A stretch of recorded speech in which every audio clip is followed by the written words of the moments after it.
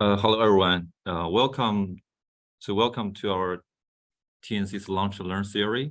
We're going to continue on the Agile field practice. Today, we're really honored to have Michael Brooker from OSU. Michael is a research scientist.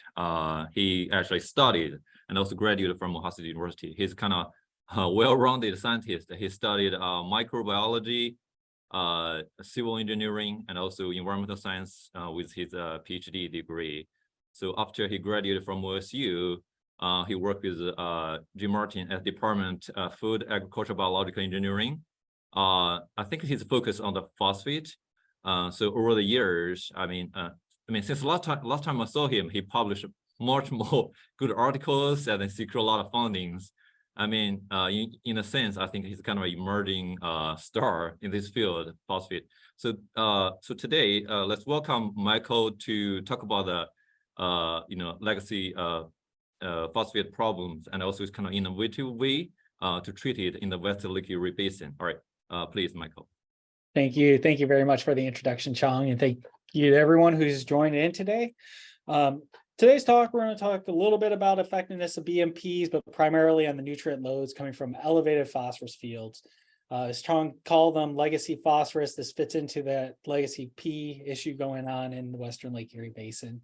And I'll be talking about a public-private partnership we developed to find these fields.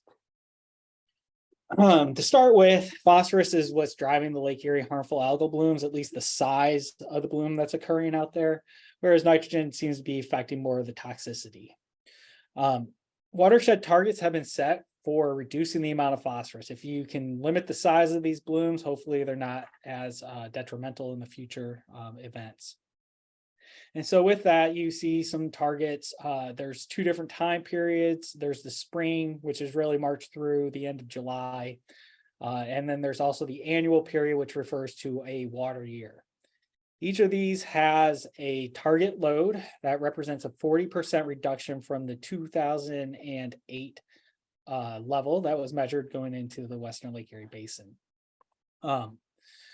While you're trying to reach these loads, there's also this concentration bar that's set there. It's almost equal to it. What that recognizes is that sometimes there's too much water coming off of the fields to really meet those loading targets. It's really flow dominated, determining how much of the load is coming off of these fields. Further, this goal, the meeting the load targets, it's been set to be met in 9 out of 10 years. That's really the marker that they're trying to hit. We want to be at that load or below it in 9 out of 10 years, recognizing that once out of every 10 years, there's just too much water. The majority of the load is coming from agricultural sources in this watershed. The arrow is kind of pointing to the Maumee River watershed there, the biggest source to the Western Lake Erie Basin. About 85% of the load is coming from agriculture. I mentioned there that there's a load for TP, there's a load for DRP as well. DRP is 100% bioavailable. We're really concerned with this DRP, thinking that if you can start to bring that down, you may have a greater impact on those algal blooms. And reduction, of course, is requiring national, state-led efforts, things like H2 Ohio, which are going around the state. USDA has the SEEP program, and I'm sure there are many more working on resolving this issue. The beginning of today's talk is going to focus on targeting, getting the practices where they need to be. Later on, I'll talk about some of the practices where we have measurable data. A lot of the practices we've installed don't have data yet available. But starting with this targeting concept, we asked the question towards the beginning of my time as a postdoc, what practices and how many of these practices are needed to reach that water quality goal in 9 out of 10 years? What this graph here in the middle shows is the number of years that 5 different models predicted that the goals would be met in a 10-year simulation. So we wanted to see all 5 models predicting 9 out of 10 years that the target would be met for both total phosphorus and dissolved reactive phosphorus. Many different scenarios went into this. I only pulled out the 3, the baseline, which is the actual measured data. The middle one there is some amount of practices, cover crop, subsurface placement of fertilizer and buffer strips, but placed randomly in the watershed. And then the second one to the right of that, the third one really to the right of that, is the same amount of practices, but what it did is it targeted the practices. So it found in the model where the greatest loads were coming from and put the practices next to those areas. What this showed is that there's going to be large scale adoption needed. Based on the adoption rate, this is the percentage of acres that would have it. You can assume that there's going to be multiple practices installed on the same field, so stack practices. And targeting is going to be crucial to this. So you can see that improvement there drew those box plots up. You even see that the median of the TP met the target in 9 out of 10 years. So 3 of the 5 models showed that we would meet the target in 9 out of 10 years. But if you look at that orange bar, that's the DRP. And there's very little progress being made on the DRP. You see 3 out of the 5 models, both cases predicted 4 out of 10 years. There's really just not a lot that you could do there. Again, building into the point of why we care so much about DRP. So this targeting concept, it's very easy in the model to figure out where the model is saying the greatest loads are coming from. But working in the environment, you have to build these relationships, understand where you can find the greatest loads. And so we are really looking at the greatest risk of phosphorus loads. Data from our region, Kevin King et al., shown here, shows that this load can be plotted against the Mehlich 3 soil test phosphorus, a common test that agricultural retailers apply to their clients' fields. And we see that there's this sort of trend that's apparent here of greater loads coming from the fields with greater amounts of phosphorus stored in the soil. And this has been validated in a number of different experiments, lab, field. Definitely find a lot of examples of that. So that led us to this idea of targeting the fields where the soil phosphorus is greater than the agronomic needs. So in Northwest Ohio, the tri-state region, generally 40 parts per million or 40 milligrams per kilogram of Mehlich 3 phosphorus is more than enough to meet the needs for the common crops of corn, soy, wheat. Sometimes you see that get up to 50. We'll just use 40 for now. This map here in the bottom right corner shows the percent of fields within the different counties of Northwest Ohio, or the percent of soils test results that were above 100 parts per million, so nearly 2.5 times that agronomic maximum. You see there are certain ones that have more, some that have less. But the problem with this is aggregate data. It was soil testing lab data that was provided to Libby Dayton here at OSU. She shared it with us, and we could look at it. But we have no idea outside of what county it's in, where that soil test is coming from. It could be from a field, it could be from a garden, it could be from a baseball field that someone randomly sampled and sent to a soil testing lab. So we needed to get access to that location, the proprietary information, because essentially there's this farmer here on the right side that has a legacy phosphorus field. I want to work with this farmer, but I still don't know who they are or where they are in the watershed to meet with them to discuss joining us for this project as a partner. So the brilliant idea was to bring in nutrient service providers or ag retailers, those who are working with the farmers to collect the soil test from their fields, generally making nutrient recommendations of how much fertilizer to apply. And so from that, you got this public-private partnership, this triangle that we like to draw. There's the public side, OSU, TNC, OSU Extension, USDA, ARS are all members representing public entities involved in this project. From the private side, we then have nutrient service providers, 3 different retail entities joined into our project, Nesters, Elevator, Farmers Co-op, and Nutrient Ag. And then those nutrient service providers shared some de-identified data with us, which allowed us to say, hey, we want you to go talk to the people who own these fields or operate on these fields. And they were able to recruit the farmers without us ever knowing their identities until they invited us out to meet with them. That began in 2008. It was a 5-year, $5 million project. So we're coming up on the close of that. We have asked for a 1-year no cost extension, so we will probably continue this through 2024. What we wanted to do is install a practice. We would cover the cost of that to the farmer. And then we wanted to implement monitoring at the inflow and outflow to those practices. We wanted to quantify the nutrient loads coming off the fields and also measure the reduction at about 9 elevated phosphorus fields. We've actually got 11 sites, 2 of them just haven't had any practice or monitoring installed yet. So I'll be focusing mainly on 9. Supplementing that data, we've asked Kevin Keene to share his edge of field network, which I showed you some results earlier. He had, as you saw on that first graph, about 3 fields that qualify as a legacy phosphorus field, and then about 13 or 14 fields that are what we call agronomic P.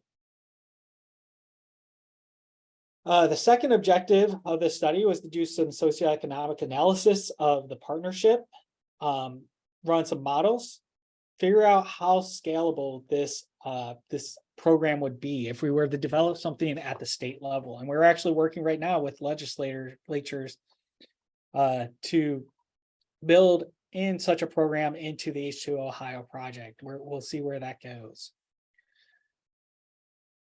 One of the things that we realized about these elevated phosphorus fields is that it's oftentimes one area within the field that has this elevated phosphorus concentration. It's very rare to find an entire field where the entire field is at this elevated phosphorus soil test phosphorus concentration. So that top arrow there shows a whole field. It's all orange. You see that's in the 100 to 200 milligrams of phosphorus per kilogram range. Yeah, maybe like 3. But you also see that violin, it's kind of smaller than the one there at the bottom, that 1 to 24%. What the 1 to 24% looks like is more that green area with a blue. One area that's above 100 parts per million, but the rest of the field is somewhere between 0 to 100, and it may actually be in agronomic levels. So by definition, we had to set our sites on some of these fields early on. We just said anything with 100 part per million zone is considered a legacy phosphorus field. So by technicality, some of our fields average as low as 77 parts per million across the whole field, and we still consider them legacy phosphorus. So we have set up monitoring and management, as I said, at about 9 of these fields. Monitoring was established at 4 of these fields, and there was no practice installed simply because we started to collect some graph samples, and I'll explain more later on that these graph samples weren't as enriched in phosphorus as what we thought in the water, as what we expected them to be. We did set up a couple sites with drainage water management, so installed a control board structure at the edge of field at 2 sites. Now, to be able to assess the impacts of this management practice, we had to collect 2 years of baseline data where we had the box installed, but we had no control boards placed in the box. We just allowed free drainage through the sites. And most of these got set up in probably late 2020. And so the first 2 years up to the end of 2022 were just free drainage. We don't have much data to show yet on the controlled drainage portion of that. And then we do have a couple of inflow outflow practices. One of these is a wetland. It was about a ½ hectare wetland. I'll talk about that more. And then phosphorus filters. And phosphorus filters may be better known as phosphorus removal structures. It's simply some sort of media placed in, we place it in a tank. It can be placed in a bed, in a ditch, however you want to do it. But we have an inflow outflow P filter like that at 2 of our sites. And I'll talk more about that later today as well. So the first question that we want to ask, objective 1, are there greater loads from these elevated phosphorus fields? Well, first of all, I'm just going to say that we did find a significant correlation between subsurface dissolved reactive phosphorus concentrations in the water and the soil test phosphorus concentrations in the field. So each of these points represents a field. The average soil test phosphorus, that red bar, as I said, represents the range. Anything on the left is an agronomic P field. Anything on the right is a legacy P field or an elevated P field. And so you see this significant correlation. It's an R squared of about 0.33.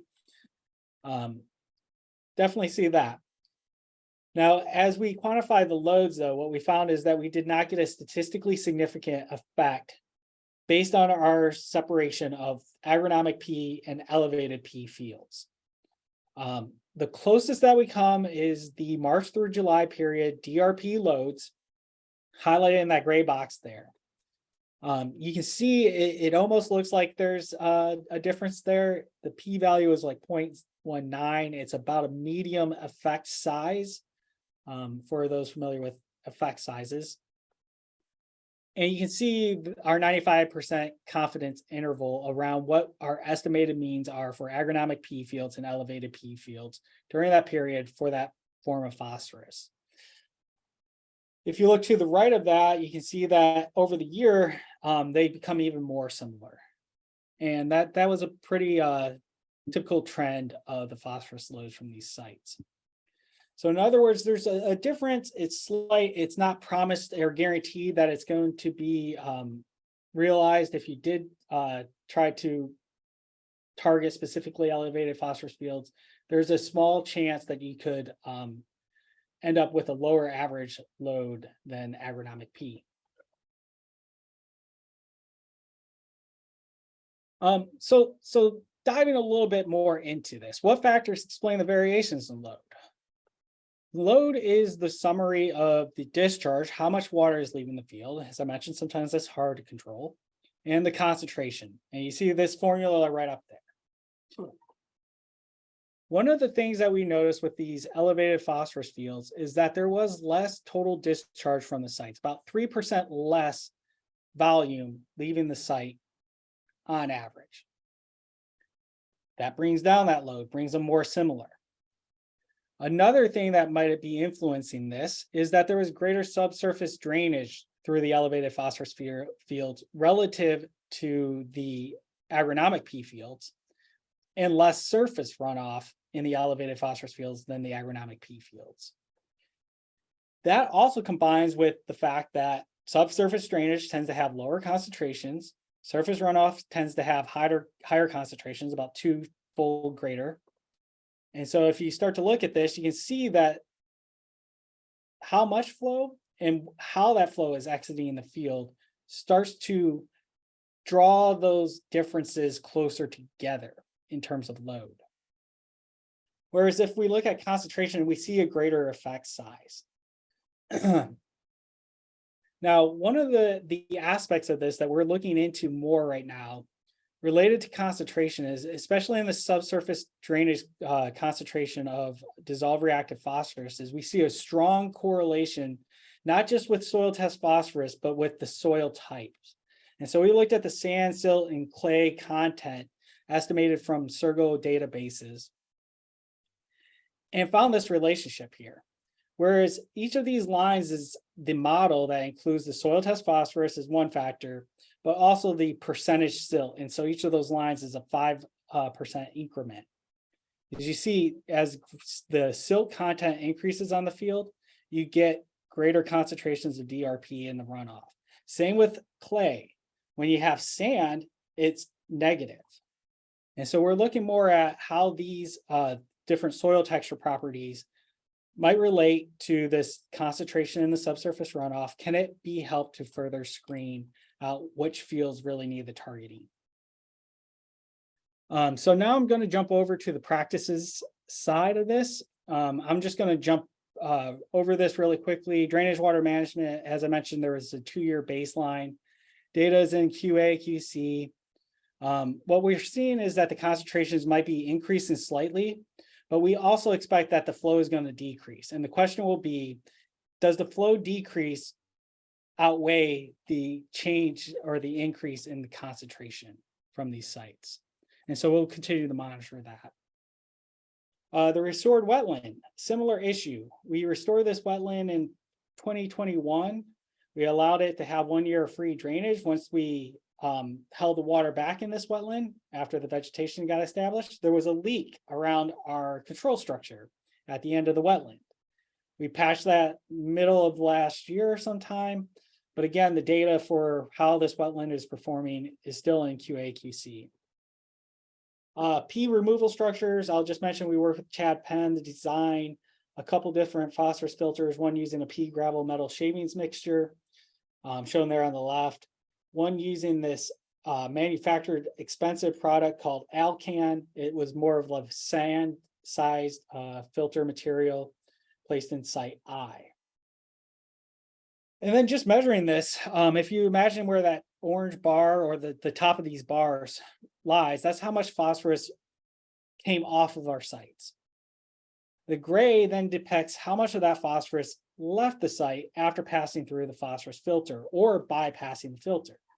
So if you add the blue and the gray together, that sort of represents how much left the site. The orange represents the reduction. We saw that site B here has an effective removal rate of 49% DRP. And just think about that for a second. DRP is the hard thing to remove. These systems are really designed to get that dissolved reactive phosphorus, which is more of a problem from these legacy phosphorus fields or elevated phosphorus fields. And so these are a really useful system at achieving that result that very few practices can actually make. Site I, we see an effective removal rate of 44%. Again, this is that Alcan sand material.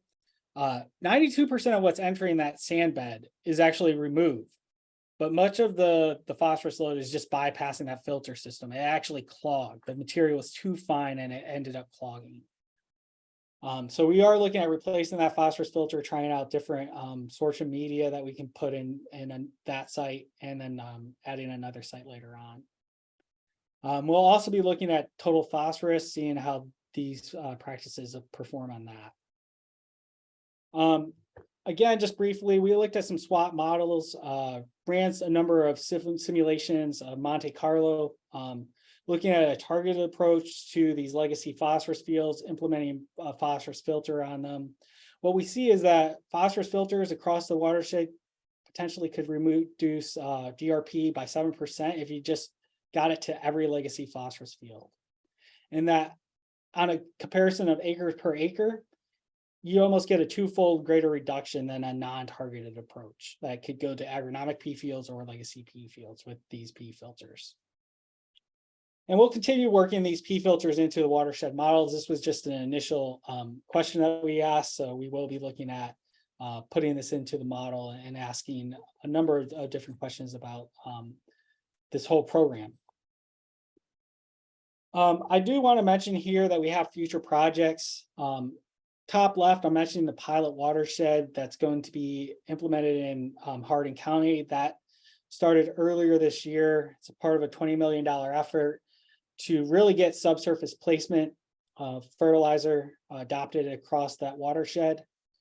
There is money in that project for building wetlands, P filters, drainage water management. And I have led a U.S. Army Corps supported grant over the next 3 years where we will monitor the wetlands, the P filters, and drainage water management up to 9 more practices. So we're going to be adding more and more data to this. We'll continue the monitoring of the existing sites so that we can analyze that data and present more on the results to you in the future. One of the practices that we are looking at next is this combined 6-acre wetland shown here with a phosphorus filter at the end of it. We're going to try new sorption media in the phosphorus filter. And again, this is just located near an elevated phosphorus field. It'll be part of the LEARN network. Funding was H2O, Ohio. We'll also be looking at automated drainage water management. And I know my time's almost up, so I'm just going to go ahead and get to the takeaways. We found that elevated phosphorus fields did not have a statistically greater phosphorus load, that there is a medium size effect on the March through July DRP loads that would probably be realized if you had a greater sample size of these fields, and that we may need an additional screening criteria, and that the phosphorus filter practice has a lot of potential to reduce that DRP.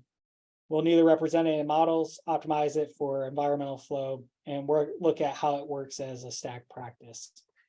And then I just want to acknowledge the partnerships are very important role for the nutrient service providers, can't be understated. And with that, here are some of the pilot watershed project partners. And then I will thank you for your attendance today and take any questions.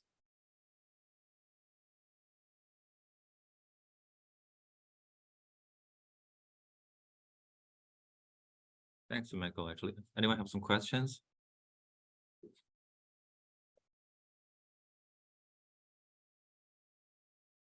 Hey, Michael, here's a question from Teresa. Are there specific soil types with a higher percent of the silt that should be targeted? That's a really good question, Teresa. So right now, we only did that analysis on our, oops, I lost. We only did that analysis on the 9 legacy phosphorus fields that we have. We are working on getting Kevin King's data. We're going to incorporate the agronomic P fields in this area. Based on that, I'd say there's just such a limitation of what the soil types are. Plus, we did a field weighted average of the soil texture. So we're not even looking at soil types. We're just looking at the soil texture information, percent sand, silt, and clay, and seeing if we can use that to help predict what field's going to be the problem. Part of the reason why I'm interested in using the Sergo database is because I think that it adds to the potential of us being able to very easily screen out which fields should be targeted in the future. Hey, Michael, I have a question actually. You show the slides of the site B and the site I for different kind of effectiveness of different P filter. When you talk about replace the materials, are you talking about the current project that will do that experiment, or are you talking about your future project will do those kind of things? A little bit of both. So this filter I here, if you can still see my screen, we are going to replace this material, but it's going to end up getting the same material as that wetland P filter that I showed you later on in my presentation. So what we had planned earlier this winter to take a truck out there, vacuum out all the material, and then add in new material at that site. Some of the other things about these phosphorus filters is that you can recharge them in theory out in the field. So we could just pump a solution that draws off the phosphorus that has sorbed to these materials, recover that, and restore the filtering capacity so that you can just leave the material that is existing there back up there.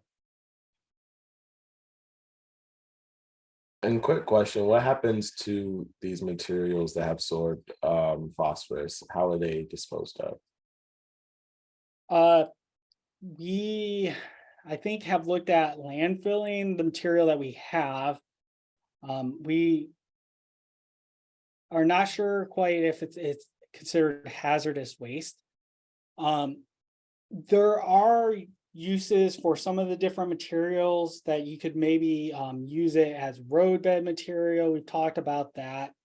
I think the ideal would be that we leave the material that's in these filters in place and figure out that recharging solution, and whether or not we could get a truck out there with a solution to pump through these filters and restore their filtering capacity rather than trying to take it out and dispose of it. But yes, these are interesting questions and things that we haven't quite worked out yet.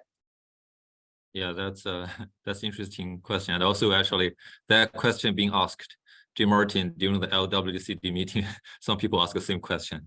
Yeah. Is anyone else have some questions? if you don't have more questions, we'll just thank you, Michael, for the presentation. It's kind of really exciting project. We just look forward to more result and then see what happened then. Yeah, I hope by next year they actually have results on how effective these practices are. Cool. Well, we will invite you back then if you have more result. You will not be involved back. But anyhow, and then so this is the second series, and the third one on conservation ditches will be next one. So we look forward to see you all later then. You all have a great day then. Thank you.